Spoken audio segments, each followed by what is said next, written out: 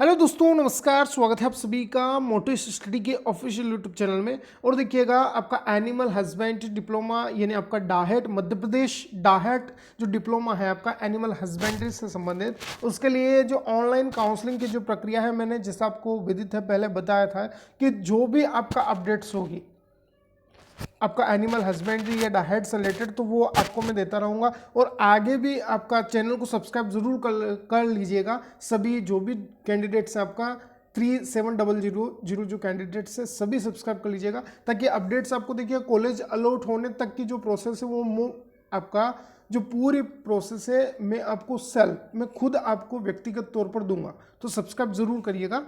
देखिएगा क्या क्या अपडेट्स है, किस तरह से आपको सावधान रहना है ऑनलाइन काउंसलिंग में आप बैठेंगे, किस तरह से क्रम में आपका कॉलेज आपको प्रेफरेंस भरना है, सब कुछ मैं बता दूं ताकि आपका देखिए गलती ना हो। सबसे पहले बात करें, देखिएगा आप पूछ रहे थे बार बार कि काउंसलिंग में कौन कौन बैठ सकते हैं। तो देखिएगा, यदि आप जनरल फीमेल कैंडिडेट हैं तो 15 से आपका ज़्यादा नंबर आपके हैं। फ्री और पेमेंट सीट दोनों आपको ऑप्शंस मिलेंगे। 15 से अधिक आपका ज़्यादा नंबर है आपके, तो आप दोनों में से आपका सिलेक्ट करेंगे। ऑप्शंस को मैं ऑनलाइन पूरी जो प्रक्रिया है बता दूंगा आपको, किस तरह से फॉर्म जो भरना है आपको।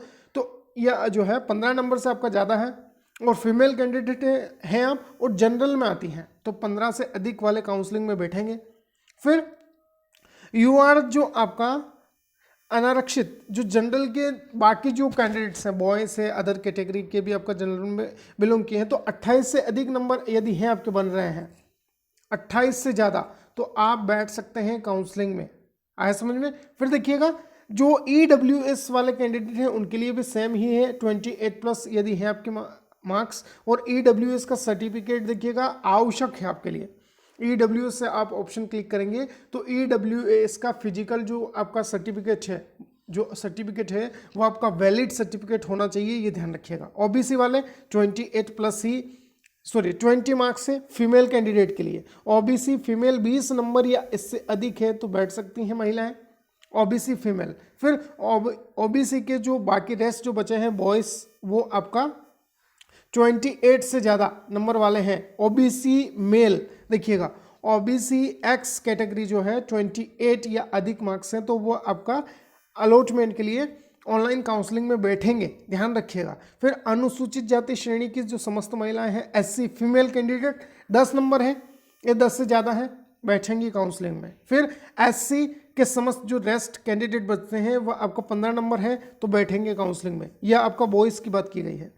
फिर ST के लिए फीमेल हैं आप तो 10 नंबर या अधिक बैठेंगे काउंसलिंग में, और जो रेस्ट बचे हैं बच्चे बॉयज़ आपका, वह आपका 15 नंबर से अधिक हैं तो काउंसलिंग में बैठेंगे।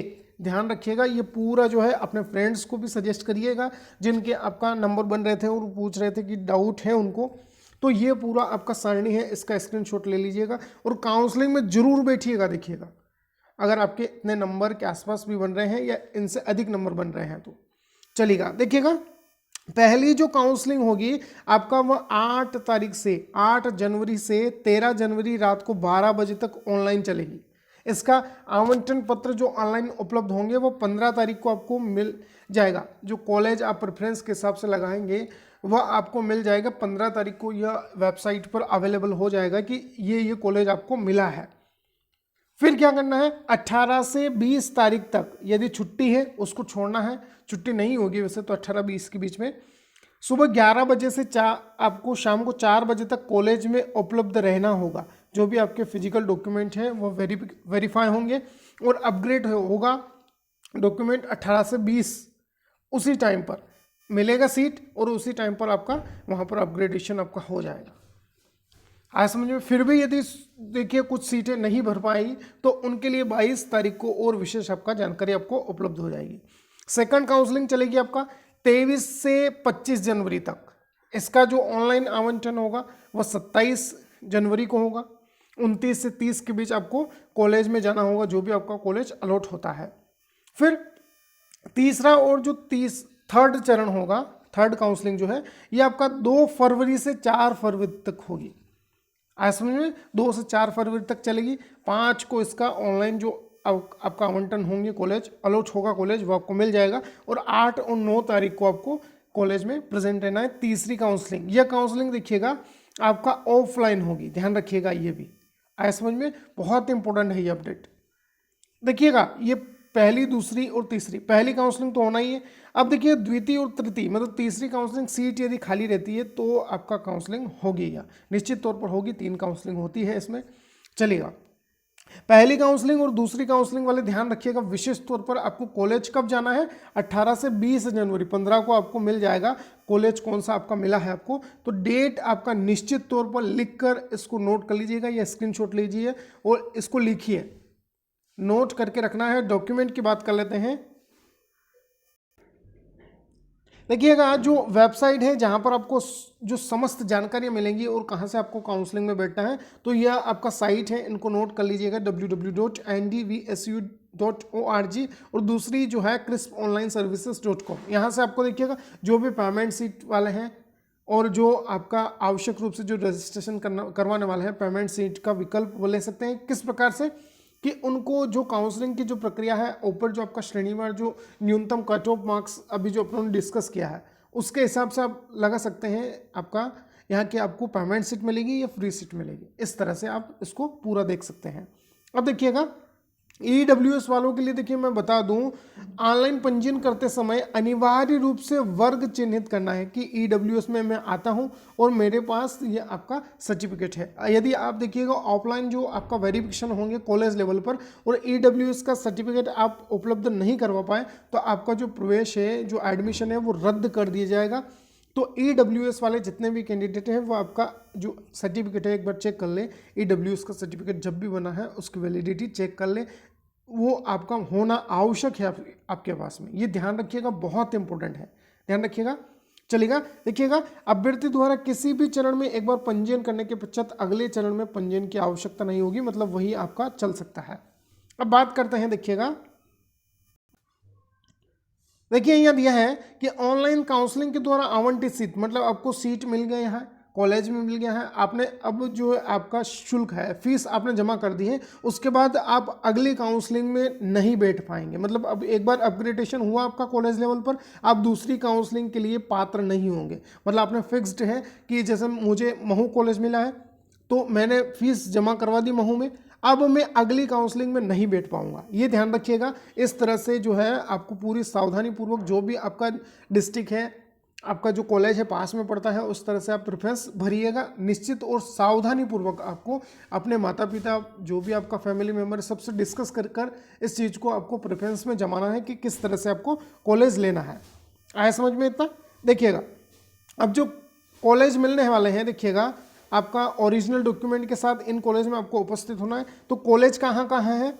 जबलपुर, भोपाल, महू, मुरैना और रीवा। तो आप देखिएगा जो भी आपका इन जिलों के आसपास यदि आप रहते हैं तो किस तरह से आप अपने सबसे निकटतम जो कॉलेज है उसको पहले प्रेफरेंस दीजिएगा। इस तरह से 1 2 3 4 5 सीरियल में आपको भरना है। ये जरूर ध्यान रखिएगा किस तरह से आप इनको क्रम में लगाते हैं। अब देखिएगा बात कर लेते हैं कौन कौन से डॉक्यूमेंट आपका चाहिए और किस तरह से आपका जो प्रोसेस है वो पूर्ण होगा। सबसे पहले ऑनलाइन रजिस्ट्रेशन होगा। आपको देखिएगा जो MP ऑनलाइन के जो कियोस्क सेंटर होते हैं वहाँ चले जाइएगा, सबसे बेस्ट ऑप्शन है। वो 50 रुपये 30 रुपये जो भी आपका शुल्क बनेगा वो लेगा और सिस्टमेटिक ढंग से अपने खुद को उसके पास पर्सनली बैठना है और पूरी जो प्रक्रिया है वो समझा देगा आपको। ऑनलाइन रजिस्ट्रेशन होगा, फिर ऑनलाइन जो भी आपकी प्राथमिकता क्रम रहता है, किस तरह से कॉलेज सेलेक्ट करते हैं, जो भी डिटेल है, और पोर्टल शुल्क जो फीस है वो पोर्टल शुल्क जरूर आपको जमा करवाना है, नहीं तो आपका रजिस्ट्रेशन नहीं होगा, ध्यान रखिएगा। ऑनलाइन अलॉटमेंट होगा कॉलेज आपको, आवंटित जो कॉलेज है उसमें आपको जो सत्यापन के लिए दस्तावेज आपके और फीस, आपको फीस कितनी है वह भी आपको लेकर जाना है, जमा करवाएंगे उसी दिन आपका अपग्रेडेशन होगा और अपग्रेड होगा। उसके बाद जो महाविद्यालय की उपस्थिति, मतलब यह कि अपग्रेडेशन के बाद जो कॉलेज आपको मिलेगा वहीं आपको एडमिशन जो है करवाना है, वहीं एडमिशन आपका हो जाएगा। आया समझ में इतना? चलिएगा नेक्स्ट देख लेते हैं। एक बार इसमें सभी जो है ईमेल आईडी ये सब आपका क्रिएशन वहाँ पर हो जाएगा, कियोस्क पर आप जाएंगे, ऑनलाइन आईडी और पासवर्ड का उपयोग आप लॉगिन करने के लिए आपका लेंगे और इस पासवर्ड और जो आपका ईमेल आईडी है या आईडी जो बनेगी आपका क्रिस्प ऑनलाइन सर्विसेज पर, तो उसको आपको संभाल कर रखना है। ऐसा समझ में, क्योंकि देखिए अगर आगे जितनी भी अपडेट्स होंगी वह इसी आपका आईडी और पासवर्ड पर आपको मिलेगी। ऐसा समझ में। और अभ्यर्थी देखिएगा अपने हिसाब से भी कुछ पासवर्ड रख सकते हैं, और पासवर्ड भूल जाते हैं तो फॉरगॉट पासवर्ड का ऑप्शन भी वहां पर होगा आपका। आया समझ में। देखिएगा फिर यहाँ पर दिया है कि सफलतापूर्वक लॉगिन पश्चात अभ्यर्थी अपनी वांछित जानकारी का उपयोग कर संस्थाओं एवं फ्री पेमेंट सीटों का प्राथमिकता क्रम से चयन करेंगे। आया समझ में। अब देखिए बात कर लेते हैं सबसे महत्वपूर्ण क्या होगा। देखिए यहाँ पर दिया है कि जो भी आपका पोर्टल शुल्क होगा वो 200 रुपये, और जो आपका ऑनलाइन कियोस्क वाले जो हैं वो 200 रुपये, तो इसकी फीस रहेगी अपने फॉर्म की, और 30-50 जितने भी रुपए वो लेता है। और रिसिप्ट जरूर से लेना है आपको, जो ऑनलाइन आप चॉइस फिलिंग करेंगे उसके बाद रिसिप्ट जरूर ले आओ। आया समझ में। चलिएगा नेक्स्ट बात कर लेते हैं।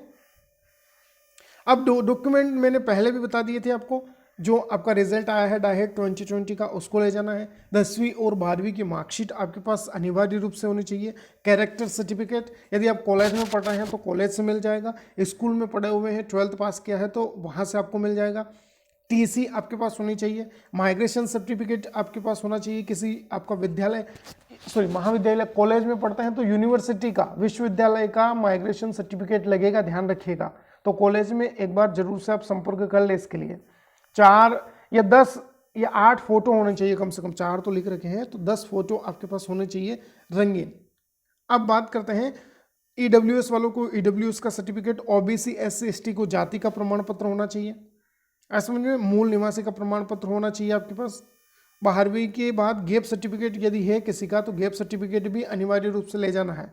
और देखिएगा जो आपका सिविल हॉस्पिटल्स होते हैं वहाँ पर आपको देखिएगा आपका स्वास्थ्य प्रमाण पत्र जो है वो मिल जाएगा, ब्लड ग्रुप वगैरह जो भी आपका चेक करते हैं वहाँ चले जाइएगा, आपको मिल जाता है ये सर्टिफिकेट।